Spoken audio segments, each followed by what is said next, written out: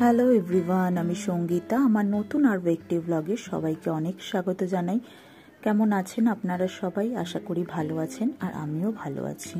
তো আজকে হচ্ছে ফ্রাইডে, আর এখন সকালবেলা তো ব্রেকফাস্ট সিম্পল করেছিলাম, ব্রেড টোস্ট আর হচ্ছে একটু হাফ বয়েল আর একটুখানি কিছু খেজুর নিয়ে নিয়েছিলাম ফলের মধ্যে। আর চা তো রয়েছে, এটা সেকেন্ড টাইম চা খাওয়ার। আর হচ্ছে এরপর একটুখানি ডাল বসিয়ে দিয়েছি, আজকে একটু ভেজ ডাল করবো, তো সেই কারণে মুগ ডালটা ভেজে নুন হলুদ দিয়ে সেদ্ধ করতে বসিয়ে দিয়েছিলাম। আর ডালটা সেদ্ধ হয়ে গেছে, আর ততক্ষণ এদিকে আমি ফোড়নটা দিয়ে নিচ্ছি। আর ডালের মধ্যে গাজর আর হচ্ছে ফুলকপি একটু ছোটো ছোটো করে কেটে নিয়েছি, এগুলোকে দিলাম। আর ফোড়নের মধ্যে তো জিরে, শুকনো লঙ্কা, তেজপাতা দিয়েছি। এটাকে ভালো মতন ভেজে নিয়ে তারপরে এর মধ্যে ডালটাকে দিয়ে দেবো। আর এটার মধ্যে মটরশুঁটি দিলে আরও বেশি ভালো লাগতো, কিন্তু এখন তো বাজারে মটরশুঁটি অ্যাভেলেবেল নেই।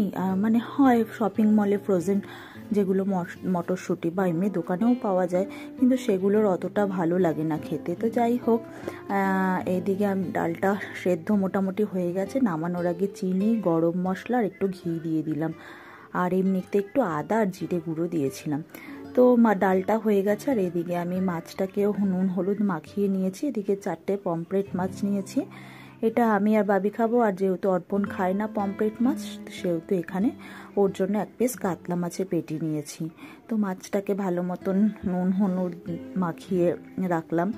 আর এদিকে আমি আলু কেটে নিয়েছি, আলু পোস্ত বানাবো। আর এদিকে পেস্টও করে নিয়েছি, একটা কাঁচা লঙ্কা দিয়ে পোস্তটাকে পেস্ট করে নিয়েছি।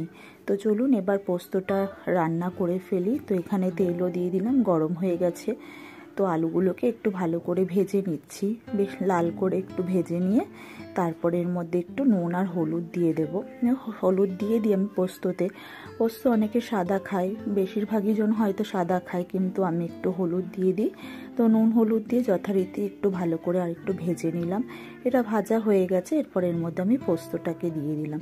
এবার ভালো করে কষিয়ে নিয়ে পরিমাণ মতো জল দিয়ে দেব, খুব অল্প পরিমাণেই জল দেব। তো দিয়ে তারপরে ঢেকে রান্না করলে পোস্তটা একদম রেডি হয়ে যাবে।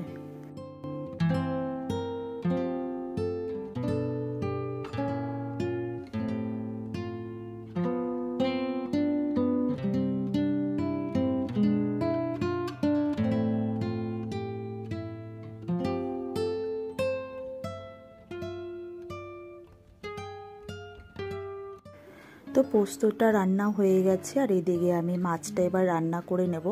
তো দুটো করে মাছ ভেজে নিচ্ছি। মাছ দুটোকে হালকা বেশি ভাজবো না লাল করে, পমফ্রেট মাছ হালকাই ভাজবো। তো এইটা ভেজে তুলে নিলাম, পরে আবার দুটো দেব। আর একটা তো পেটি বলেছিলাম অর্পণের জন্য, সেটা করব।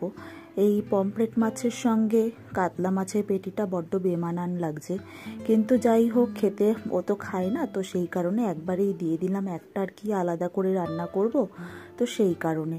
তো মাছগুলো মোটামুটি ভাজা হয়ে গেছে, তো এবার মাছগুলোকে আমি তুলে নিচ্ছি। আর এগুলো হচ্ছে মাছ সাধারণত আমি আলু দিয়েই করি, বা অন্য কোনো সবজি থাকলে সেটা দিয়ে করি, কিন্তু আজকে এটাকে আলু ছাড়াই করব, আর হচ্ছে একটু সর্ষে পোস্ত দিয়ে করব। তো এখানে কালো জিরে ফোড়ন দিলাম, আর সর্ষে পোস্তটা পেস্ট করে নিয়েছিলাম, আর ওর মধ্যেই একটু হলুদ, লঙ্কার গুঁড়ো, নুন পরিমাণ মতো দিয়ে দিয়েছিলাম। তো তেলের মধ্যে ভালো করে কষিয়ে জল দিয়ে দিলাম, বেশি জল দিইনি।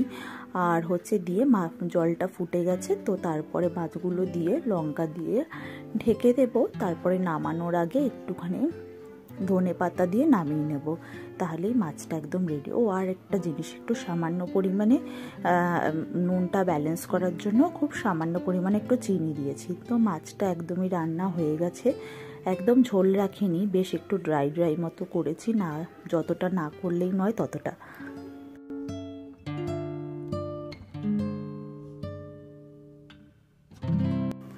আর এদিকে একটু পটল ভাজা করে নেব। তো পটলের তো তরকারি খেতে চায় না, তো ভাবলাম পটলগুলো রয়েছে তো একটু ভাজা করে নিই। আমার আবার পটল ভাজাটা বেশি খেতে ভালো লাগে। তো এদিকে একটু নুন হলুদ মাখিয়ে পটলগুলোকে ভালো করে ভেজে নিচ্ছি। তো আজকের এগুলোই রেসিপি। তো এরপর পটল ভাজা করে নিয়ে তারপরে একবারে দুপুরের লাঞ্চটাকে খেতে দিয়ে দেব। তো ফার্স্টে আজকে এদিকে অর্পণের প্লেটটা রেডি করে দিয়েছি। অর্পণ তো এই মাছটা খাবে, তো এদিকে পাঁপড় ভেজেও রেখে দিয়েছিলাম। তো এটা অর্পণেরটা দিয়ে দিচ্ছি, তারপরে বাবিকে ওইদিকে দিয়ে দিয়েছি, আর হচ্ছে আমি তো বসে পড়বো একসঙ্গে আজকে। তো এদিকে বাবিও খাচ্ছে। তো বাবি বলছে যে মাম্মা ভালো হয়েছে মাছটা, আর হচ্ছে তরকারিগুলো। আর ওকে তো আমি বলিয়েছি যে ওকে একা একা খাওয়াই প্র্যাকটিস করিয়েছি, কারণ আমি ওর খাবার নিয়ে অনেক ভুক্তভোগী। ছোটোবেলা থেকে পেস্ট খেয়ে যা আমার আমি যা সাফার করেছি। আর হচ্ছে ওকে নিয়ে গেলে বাইরে কিচ্ছু খেত না, ওই স্যারেল্যাকের মধ্যে দিয়েই যেত। তো যাই হোক, তো সেই সাফারটা করার পরে আমার জীবনে বড় শিক্ষা। তারপর থেকে এখন চেষ্টা করি ওকে সব কিছুই খাবার দাবার, আর ওকে নিজে হাতে খাওয়ার, যাতে ও নিজে হাতে খায়। তো এই হলো ব্যাপার। তো চলুন, আমারও খাবার মোটামুটি শেষের দিকে। এদিকে মাছটা নিয়ে নিলাম, সব শেষে মাছ। তো মাছের ঝোলটা কিন্তু বেশ ভালো হয়েছিল খেতে।